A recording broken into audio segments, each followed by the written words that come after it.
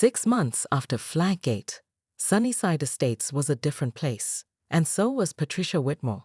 The neighborhood's annual summer block party was in full swing, an event that in previous years Patricia had monitored for noise violations and unauthorized street usage. This year, she stood nervously at the periphery, holding a homemade peach cobbler and wondering if she should have stayed home. "You came," Helen Gonzalez said, approaching with a surprised smile. As the new HOA president, Helen had instituted a kinder, more collaborative approach that emphasized community building over rule enforcement. Violations were now discussed instead of immediately cited, and the board focused on solving problems rather than punishing infractions. "I wasn't sure if I'd be welcome," Patricia admitted. "It's a community event," Helen replied. "You're part of the community." The words were simple but meaningful. Despite everything, her neighbors were offering her a path back, not to power, but to belonging. Across the street, James Chen was organizing a group of veterans and neighborhood teens to paint a mural on the previously blank wall of the community center. The design incorporated elements from all the cultures represented in Sunnyside Estates, including Patricia's suggestion of local wildflowers, inspired by James's garden that she had once tried to have removed. "Need any help?" Patricia asked tentatively after setting her cobbler on the desert table. James regarded her for a moment, then handed her a paintbrush. "Blue section needs a second coat." It wasn't forgiveness exactly, but it was an opportunity, one that Patricia wouldn't have dared hope for 6 months ago. As she carefully applied paint to the mural, a familiar voice spoke from behind her. "Nice technique," Officer Rodriguez commented, now in civilian clothes and accompanied by his family. "Community service skills transferring well, I see." Patricia laughed, a genuine laugh that surprised even herself. "Who knew picking up trash would prepare me for fine art?" The conversation flowed easier than she expected. They talked about the Veterans Outreach Program, which Patricia had begun supporting with her organizational skills, helping to coordinate donations and schedule events. She discovered that her attention to detail and planning abilities, once channeled into HOA enforcement, could actually be assets when used to help rather than control. As evening approached, the neighborhood gathered for the unveiling of the new community charter, which had replaced the old HOA bylaws. Patricia listened as Helen read the preamble. "We, the residents of Sunnyside Estates, commit to creating a community where diversity is celebrated, communication is valued, and everyone has a voice." The charter still contained guidelines for maintaining the neighborhood, but they were framed as shared goals rather than punishable violations. Most importantly, they had been created collaboratively, with input from every household. When the applause died down, Richard squeezed Patricia's hand. "Proud of you," he whispered. Their son, who had been mortified by his mother's viral infamy, now looked at her with newfound respect. Her journey had become a family conversation about mistakes, consequences, and redemption. Later, as fireflies began to appear and neighbors gathered in lawn chairs to watch the children play street hockey, an activity Patricia would have reported in her previous life, James Chen approached her. "The flag is still up," he said without preamble. Patricia nodded. "It's a beautiful flag." "It's actually 26 inches by 38 inches, he admitted with a small smile. "Always was." Patricia felt a momentary twinge of her old self, the ruler-wielding enforcer who would have immediately issued a citation, but it passed quickly, replaced by something that felt like progress. "Perfect size for your porch," she replied. As darkness fell and the block party continued, Patricia found herself in conversation with neighbors she had once only interacted with through violation notices. She learned their names, their stories, their reasons for some of the very choices she had once penalized. The transformation wasn't complete, and may never would be. Patricia still felt the urge to correct, to control, to enforce, but she was learning to recognize those impulses and redirect them. The journey from HOA Karen to community member was ongoing, with occasional backslides and constant challenges. But as she looked around at the neighborhood she had once tried to perfect through rules and penalties, she saw something she had never noticed before. It was already perfect in its imperfection, a messy, diverse, vibrant community of people who were now cautiously allowing her to be part of it again. And that, Patricia realized, was worth far more than any HOA regulation could ever protect. The community service vest was neon orange and at least 2 sizes too large. Patricia tugged at it self-consciously as she picked up another piece of litter from Veterans Memorial Park, the same park where she had once reported a family for an unsanctioned gathering when their birthday picnic exceeded the permitted number of attendees. Her plea deal, negotiated by Martin after weeks of legal wrangling, had reduced the charges significantly. In exchange, Patricia would complete 200 hours of community service, attend anger management classes, and pay restitution to James Chen for the damaged flag mount. "You missed one," called a familiar voice. Patricia turned to find Officer Rodriguez approaching, his expression neutral but not unkind. She had avoided him during her court appearances, too embarrassed to face the man she had jabbed with her manicured finger while wielding scissors. "Officer Rodriguez," she managed, her throat suddenly dry. I want to apologize for my behavior. It was inexcusable." He studied her for a moment, then nodded. "Apology accepted. How's the community service going?" "It's..." Patricia paused, searching for the right word. "Humbling? Enlightening? Surprisingly not terrible? It's educational," she decided. "I bet," he replied. "Listen, I'm not here to make things uncomfortable. I volunteer with the Veterans Outreach Program that meets here on Thursdays. James Chen actually runs it." Patricia felt her face flush hot with shame at the mention of her former neighbor.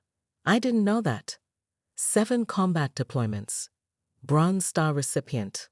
Came home with PTSD and found gardening therapeutic. Those unapproved native plants you cited him for. They're part of a habitat restoration project he's doing with other vets." Each word landed like a small hammer, breaking away pieces of the wall Patricia had built around herself. All those violations she had issued, all those confrontations, all based on assumptions and rules without ever considering the human beings affected by her actions. "I really messed up, didn't I?" The question was barely audible. Officer Rodriguez shrugged. "People mess up.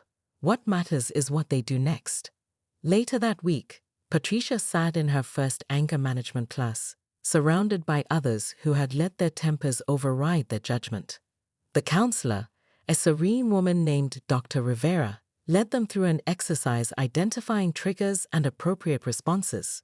"Anger often masks other emotions," Dr. Rivera explained. "Fear, insecurity, loss of control. When we understand what's beneath our anger, we can address the real issues." Patricia thought about Sunnyside Estates, about her meticulous enforcement of every rule. What had she really been afraid of? What was she trying to control so desperately? The answer came to her during her daily neighborhood walk, a ritual once used to spot violations that she now found strangely peaceful without her violation notebook and camera. She passed the Chen residence, where James was teaching a young veteran how to transplant seedlings in his front garden. Patricia had grown up in uncertainty, a childhood in apartments where there were always one missed rent payment from eviction, parents who argued about money and moved frequently. As an adult, she had sought stability, predictability, control. The HOA had given her a framework to impose order on her surroundings, to keep change and chaos at bay. But at what cost? That night, she drafted an email to the HOA board. Her hands hovered over the keyboard for nearly an hour before she finally pressed send. The message was simple. She was formally resigning her position and recommending that the board review and revise the enforcement procedures to be more community-focused. It wasn't enough to undo the damage she had caused, but it was a start. Patricia Whitmore, once known throughout Sunnyside Estates as HOA Karen, was beginning to imagine a different identity for herself and a different way to be part of her community. The Sunnyside Estates Facebook group exploded within hours of Patricia's arrest. The post, EBREAKINT, HOA praise arrested for attacking cop over flag, had garnered 137 comments by lunchtime. Security footage from James Chen's doorbell camera had been shared 42 times, including to the local news station's tip line. Patricia sat stiffly on the edge of a metal bench at the police station, her designer pantsuit wrinkled, her perfect bob now slightly askew. She had refused her phone call, convinced this was all a misunderstanding that would be cleared up momentarily. The reality of her situation hadn't sunk in yet. "Mrs. Whitmore," a tired-looking desk sergeant said, sliding a clipboard toward her, "you're being charged with trespassing, attempted destruction of private property, and assaulting a police officer. You can post bail once processing is complete." "This is ridiculous," Patricia snapped. "I was performing my duties as HOA president. That flat was in violation of clearly established guidelines." The sergeant's expression remained neutral. "Ma'am, HOA regulations aren't laws. They're civil agreements. You can't enforce them by trespassing and cutting down people's property." "I want to speak to the chief," Patricia demanded. "Richard Whitmore plays golf with him every Sunday." "Chief Johnson retired last month," the sergeant replied flatly. "Chief Rivera started last week. I don't think she plays golf." Patricia's mouth opened and closed wordlessly as the implications set in.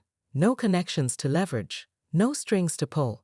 She was being processed just like any common criminal. Meanwhile, in Sunnyside Estates, an emergency HOA board meeting had been hastily convened in the clubhouse. Vice President Helen Gonzalez, who had frequently found herself at odds with Patricia's draconian enforcement tactics, called the meeting to order. In light of today's incident, Helen began carefully. "We need to discuss interim leadership and damage control." Board member Doug Peterson, a retired attorney who had long complained about Patricia's legally questionable interpretation of HOA powers, cleared his throat. "I've reviewed our bylaws. There's a morality clause. If the president is charged with a crime, the board can vote for temporary suspension pending resolution."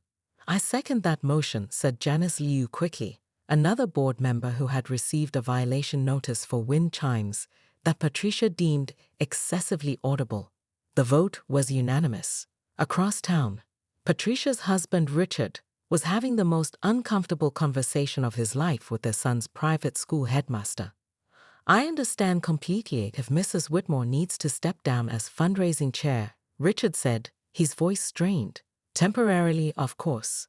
"That would be best," the headmaster replied delicately, "and perhaps reconsidering her position on the Parents' Council as well." By the time Patricia finally returned home, driven by a mortified Richard who had posted her bail, her world had fundamentally shifted. Her phone contained 27 voicemails, her email inbox was overflowing, and a reporter from the local news was parked across the street. "It's all a misunderstanding," she told Richard, her voice hollow. "I was just doing my job." Richard handed her his iPad, open to the neighborhood Facebook group. The video of her jabbing Officer Rodriguez played on a loop. Below it, hundreds of comments revealed years of pent-up resentment from neighbors who had suffered under her rule. "Patricia," Richard said quietly, "I think you might have a problem." She stared at the screen, watching herself transform from respected community leader to internet villain in 30 seconds of video. For the first time in years, a tiny crack appeared in Patricia's armor of absolute certainty. The letter arrived 3 days after Patricia's arrest, printed on the official Sunnyside Estates HOA letterhead she had personally selected last year. The irony wasn't lost on her as she read the formal notification of her suspension. Her fingers trembled slightly, crinkling the heavy linen paper. "This is temporary," she assured herself, though the confidence in her voice had diminished considerably since Sunday's incident. The media had taken to calling it Flaggate, a term that made Patricia's eye twitch each time she heard it. Her attorney, an old family friend named Martin Walsh, sat across from her at the kitchen table. His expression was grave as he reviewed the police report. "Patricia, I need you to understand the seriousness of this situation," Martin said, removing his reading glasses. "The assault charge alone carries potential jail time. The DA isn't inclined to be lenient, especially given the visibility of the case." "Visibility?" Patricia echoed. Martin sighed, turning his tablet toward her. The video had gone national. 3 million views. It had even spawned memes, her face contorted in rage, captioned with phrases like HOAKRN, final wildest form, and when the flag is 37 NCES instead of 36. Oh God, Patricia whispered. There's more, Martin continued reluctantly. Mr. Chen, whose property you were on, is filing a civil suit for harassment. And he's not alone. 7 other homeowners have joined with similar complaints. The reality of her situation finally crashed through Patricia's carefully constructed worldview. For 3 years, she had ruled Sunnyside Estates with an iron fist disguised in a velvet glove, genuinely believing her actions were for the greater good, maintaining property values, upholding standards, preserving the neighborhood's character. She had never once considered that her methods might be the problem. I was just following the bylaws, she said weakly. Patricia, Martin replied gently, the bylaws don't require you to measure people's grass with a ruler or photograph their garbage cans at 5 a.m. to document violations. A memory surfaced. Mrs. Abernathy, an 82-year-old widow, crying as Patricia issued her a third notice for her insufficiently maintained rose bushes 3 weeks after Mr. Abernathy's funeral. At the time, Patricia had felt annoyed by the emotional display. Now, the memory filled her with an unfamiliar sensation: shame. That evening, Patricia sat alone on her meticulously maintained back patio. Richard had taken their son to his lacrosse game, clearly relieved to escape the tension that had enveloped their home. Her phone chimed with a news alert, another article about her case. This one included interviews with multiple neighbors detailing years of what they described as harassment and power trips. Mrs. Liu described receiving a violation for hanging Chinese New Year decorations. The Jacobsons shared the certified letter threatening legal action over their daughter's pink playhouse.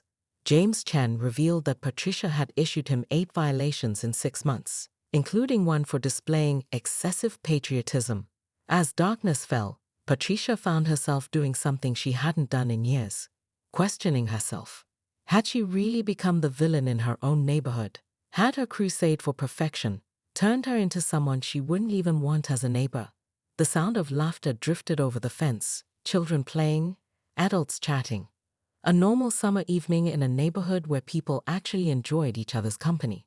Patricia realized with a start that she couldn't remember the last time she'd had a friendly conversation with anyone in Sunnyside Estates that wasn't about rules or violations. She reached for her phone and, after a moment's hesitation, deleted the folder of violation photos she'd been collecting. It was a small gesture, but it felt like the first step on a very long road. I don't know how to fix this, she admitted aloud to the empty patio. For Patricia Whitmore, who had spent her life believing she knew how to fix everything and everyone, it was a profound admission. The scissors in Patricia Whitmore's hand glinted in the morning sunlight as she stood on her tiptoes, stretching toward the American flag that fluttered proudly from her neighbor's porch. Her pearl necklace swung wildly, and her meticulously highlighted blonde bob remained unnaturally still despite the summer breeze. As the self-appointed president of Sunnyside Estates Homeowners Association, Patricia, known not so affectionately throughout the neighborhood as HOA Karen, was on a mission. Section 4. Paragraph 3 of the HOA bylaws clearly states that no flags exceeding 24 by 36 inches may be displayed without prior written approval. She muttered to herself, her voice rising with each word. She didn't notice the police cruiser rolling to a stop across the street, or the officer watching her with raised eyebrows. The flag belonged to James Chen, a retired Army veteran who had moved in 6 months ago. In Patricia's eyes, he was a troublemaker who had failed to submit proper paperwork for his new mailbox, had planted unapproved native wildflowers instead of the mandated Kentucky bluegrass, and now had the audacity to hang this oversized flag without her signature on Form HOA 27B. As Patricia's scissors made contact with the flag's mounting rope, a deep voice rang out. "Ma'am, what exactly are you doing on someone else's property?" Patricia startled, nearly tumbling from her perch on the decorative rocks she was balancing on. She whirled around, scissors still in hand, and found herself face to face with Officer Miguel Rodriguez. "Enforcing the rules, officer," Patricia replied, chin raised defiantly. "I'm the HOA president, and this flag is in clear violation." That doesn't give you the right to trespass or destroy private property, Officer Rodriguez stated calmly. I'm going to need you to step down and put the scissors away. Something in Patricia snapped. 3 years as HOA president, 14 violation citations issued last month alone, and now her authority was being questioned. Unthinkable. Do you have any idea who I am? Patricia's voice escalated to a pitch that made neighborhood dogs start barking. My husband plays golf with the chief of police. What happened next would become neighborhood legend, immortalized in security camera footage that would eventually reach all corners of the internet. Patricia, still brandishing her scissors, jabbed a manicured finger into Officer Rodriguez's chest. When he instinctively stepped back, she moved forward, her face contorted with rage. Then, in a move that defied explanation, she attempted to swat his badge with her free hand. Officer Rodriguez, maintaining remarkable composure, simply stated, "Ma'am, you just assaulted a police officer. Please turn around and put your hands behind your back." Patricia's scream of outrage sent a flock of birds scattering from a nearby tree just as James Chen stepped onto his porch, coffee mug in hand, to witness the HOA president being handcuffed beside his American flag, which, as it happened, was exactly 24 by 36 inches. "But I measured it," were Patricia's last words before being guided into the back of the police cruiser, the scissors confiscated as evidence, and her pristine reputation in Sunnyside Estates irrevocably damaged. Little did she know, this was only the beginning of her troubles.